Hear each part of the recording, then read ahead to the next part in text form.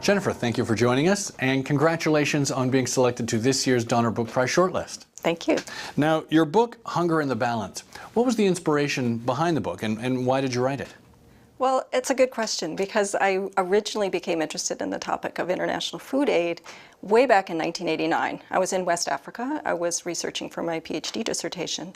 And at the time of harvest, what happened was a huge load of food aid had arrived and flooded the markets, which brought prices for rice down incredibly and hurt farmers who were trying to sell their own rice, their local rice on the market. And so this became very interesting to me, the way in which an international aid activity could actually result in a negative impact on farmers in developing countries. So I wanted to know more, but that was way back in 1989. And then about 10 years later, I started teaching a course around international food issues and included a week on food aid, and chose some articles and recent journal articles to assign to my students. And one of the articles made the prediction that food aid was becoming less political rather than more political. Yet within a few short years, food aid was on the front pages because of the controversy over genetically modified food aid, the WTO, etc. And I really wanted to understand why food aid was becoming so political, especially in recent years when in fact academics were predicting that it was going to become less political. Well, international food aid comes in many shapes and forms, as you know. Why is the issue so complex? It's complex because it's not just a charity activity of giving assistance to those people who are hungry. Food aid, from its inception, going way back to the 1950s, was embroiled in Cold War politics. It was about making sure that developing countries who might be thinking about allying with Russia might instead think about allying with the US or the sort of Western states. And so it was really a foreign policy tool in many ways, as well as a tool to feed hungry people. But on top of that, it was also an economic tool. It was very useful, especially at a time when the Western industrialized countries had changes in their own agricultural systems that resulted in huge grain surpluses. And it was a problem because the huge surpluses at home pushed down prices for their own farmers. And if they could get rid of it, it could actually help buoy prices. And the added benefit is that developing countries who received it when they were hungry, once they had experienced economic growth and development, they might become future customers of that grain. And so there was a lot of complicated, it's a tangled web of motives and rationales that went into food aid. And so it's not really straightforward. It's very, very complicated. In regards to untied food aid, what are the complexities within that? When a donor unties their food aid, they're often giving cash or a money amount as opposed to grain in tons. And the cash is given in a sense not just carte blanche to the recipient country, but rather it's usually connected to what we would call a local and regional purchase operation. And this basically refers to procuring food aid closer to the source of hunger. It's either done locally in the country that's experiencing hunger or regionally in a neighboring country. And the benefits of a local and regional purchase using cash are, in a sense, they solve or mirror all of the problems. They undo the problems, let's say, of the tied aid. It's much more timely. It can reach recipients within 30 days as opposed to 4 to 6 months. Local and regional purchase is much less market distorting. There are risks of some distortions where it might bid up local prices. International governments have always been involved in international food aid, but with the immersion of special interest groups, are they more a help or a hinder? That's a good question.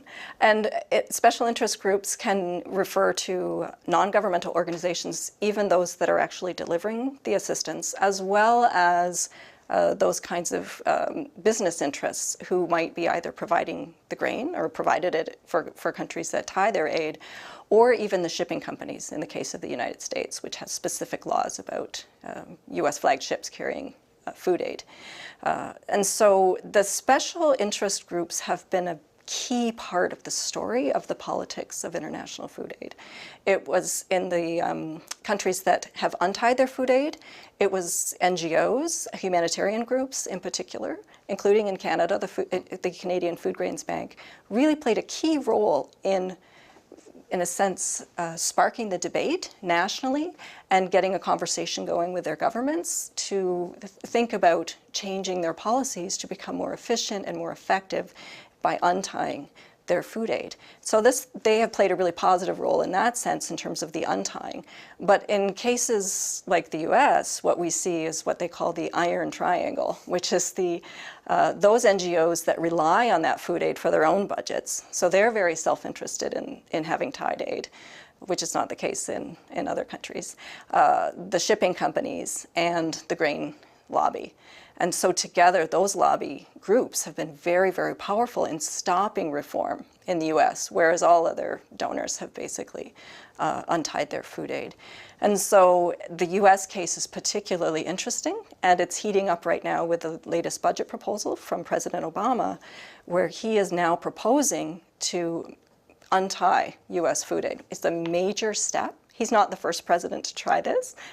George W. Bush tried and failed several times. And so it's the first time Obama has actually come forward very strongly on trying to untie food aid, but immediately the lobby groups have gone into action trying to stop this reform. So the next few months will be quite interesting to see where that debate goes.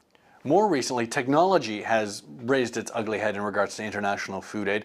I believe there's an issue with genetically modified food. Can you tell us about that? Well, the issue of genetically modified food aid it's fascinating, and it's directly tied to this difference in policy among donors with respect to tying and untying. Because the US allows genetically modified crops. It encourages them. In fact, it's been growing rapidly in the US since 1996. And because the US gives almost all of its food aid in tied form, i.e. it's coming from US farms, it was inevitable that genetically modified organisms were going to end up in food aid. The issue why it became so political is nobody really thought about it until it actually happened, which is quite remarkable. There was no policy about it at the World Food Program. Recipient countries weren't really calling out, we don't want this. I mean, they did eventually, but it wasn't until Greenpeace, in fact, uncovered that the huge shipments of US food aid to Southern Africa in the early 2000s, in the face of a looming famine, drought. It was a very difficult situation. There was need for emergency aid. In it came, much of it provided by the World Food Program, but channeled through that organization from the US. And all of a sudden, recipient countries realized across the region they had been receiving whole grain maize, genetically modified, and they didn't want it. And it's very, very complicated why they didn't want it. Some people were concerned about health issues, health implications, because Southern Africans eat a huge proportion of their diet is maize, whereas in North America it's not nearly as much of our diet.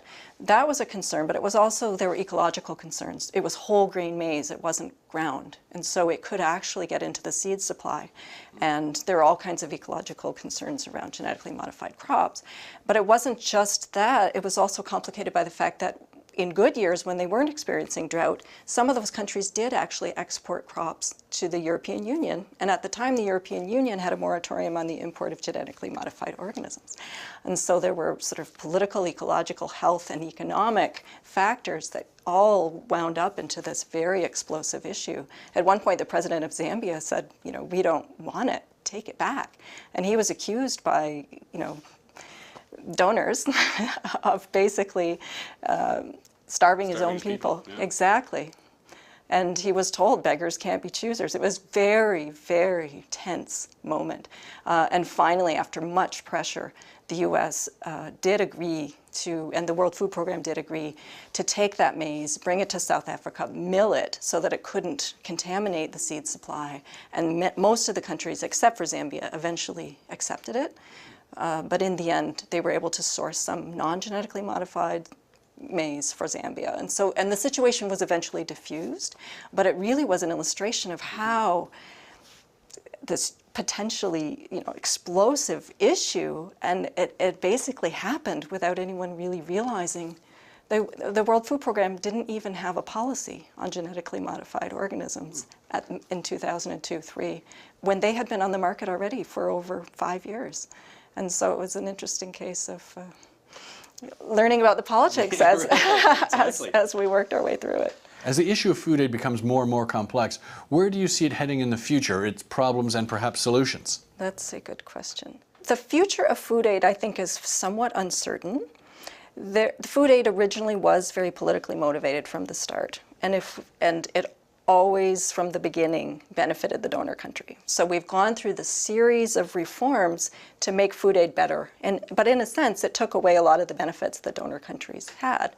And so I do think there's a risk that donors will start to pull back and not want to give food aid.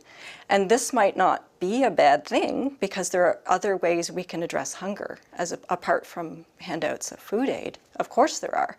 The problem is that over the past 50 years, we haven't done a very good job at those kinds of things. And so the kinds of things we haven't done is make sure we have a fair trade regime so that poor country farmers can make a livelihood and grow more food. We've done a terrible job investing in agricultural sectors in developing countries. Since the 1980s in particular, investment in agriculture has just plummeted. And we're also in an era right now of volatility in food prices, where we can see food prices double in a very short period of time, and we might need that assistance. And at the same time, we have more and more emergency situations, especially with climate change and more flooding, more hurricanes, more situations where you might need that emergency aid. So in a sense, I would say it's troubling to think that donors might be pulling back at a moment when we still have very much uncertainty on the global landscape in terms of food insecurity, hunger. But at the same time, maybe it will give impetus to do a better job in these other areas where we can actually then promote food security in a way that enables those people who are now hungry to be better able to provide their own food. Well, it goes to the saying, give a man a fish, feed him for a day, teach a man to fish. Is that a dream? I mean, is that a completely illogical approach? I think we will always need some food assistance in the world, and it would, because of emergencies, because of these uncertain situations, that I think we need to do both. We need to do a much better job helping internationally, that all countries in the world can do a better job producing more of their own food. At the same time, we can do a better job in terms of being more prepared, being ready, and having that, assistance available when it's needed, but not to overuse it, not to use food aid too much so that it benefits the donors too much and harms the recipients. That's not the objective. It just needs to be there for when it's necessary, when we know it won't distort markets in emergency situations. Thank you, Jennifer. It's been a pleasure talking to you. Thank you.